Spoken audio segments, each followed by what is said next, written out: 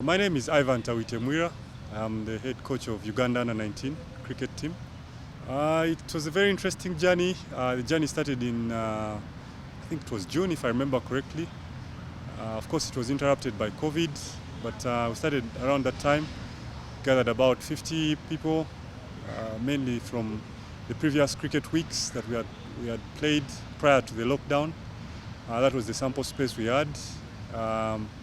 From the 50, we selected another. We had to reduce the number to 25. Worked with 25.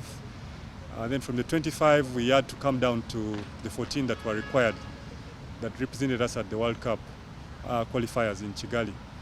A lot of motivation speaking had to take place for sure, because it transcends the tactics and game plans, because then you're confined in an environment. You just have yourselves, to support each other. So there has to be an aspect of motivational speech, but also there has to be that aspect of addressing people individually, meeting people, getting to know them at an even more intimate level than before, get to know what things are ailing them or what things make them feel good about themselves. So I think it was a very interesting kind of scenario for the coaching staff, because we had to transcend just tactics and game plans. So we had to keep the boys motivated, speak to them constantly, but also what helped was the wins. Winning makes life a lot easier. You have some momentum going forward, and you don't have a lot of burdens on your shoulders to carry. So yeah, that was what helped as well. Preparations have been going well. We've had ample time. We've had ample time to try and address our skill set. We've had time to address our fitness levels as well. We've had time to assess potential opposition.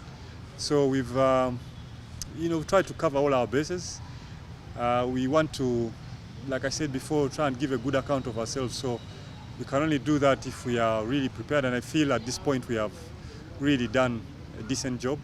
I think what is left is for us to execute, get to the West Indies and try to execute what we've been trying to prepare ourselves for. I don't know how to define our style. I don't have the right words.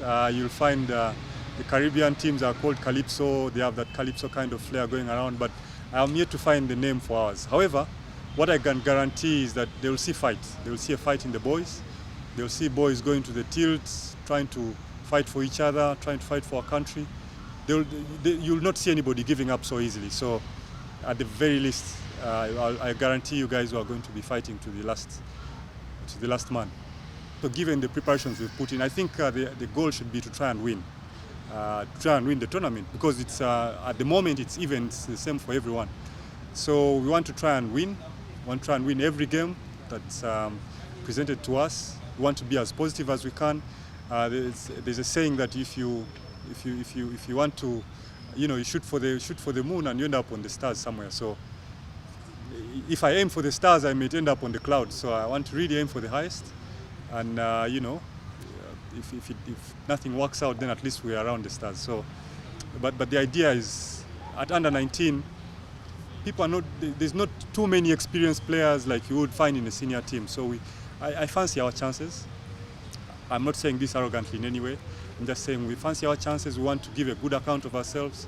We want to try and fight, try and win every game that we play, or if not, at least to really be as decent as we possibly can. I think West Indies is riddled with a lot of history, cricket history.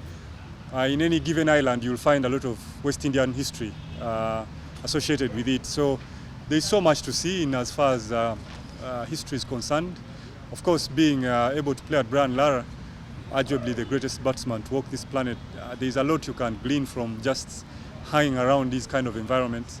I'm sure there will be a lot of memorabilia to that effect, and possibly meet him and listen to what he has to say. Of course, he was here a couple of years ago, but it would be nice to meet him personally. There's a lot going. There are the Bravo brothers, there's Pollard, there's a few under-19 World Cup winners as well. So there's a lot of history and a lot of knowledge to gather. And of course, the places to see, although I don't know how easy it will be, given the fact that we are going to be locked down in some kind of bubble. But whatever lessons and sites we can take, we'll be happy to see those for sure. We just like to ask you to support us. Of course, by default, being the Uganda cricket cranes under 19 team, many people will rally. But I can't rule out the fact that there will be some naysayers, there will be some pessimists, and there will be some prophets of doom as well. But this is the best time to rally around your country, rally around. At least something good has come out of Uganda as well. We could be following in Cheptegei's footsteps. We have potentially an opportunity to do something that Cheptegei did earlier in the year, and Chelimo. So rally around the guys. If you can pass by and give them any kind of morale boosting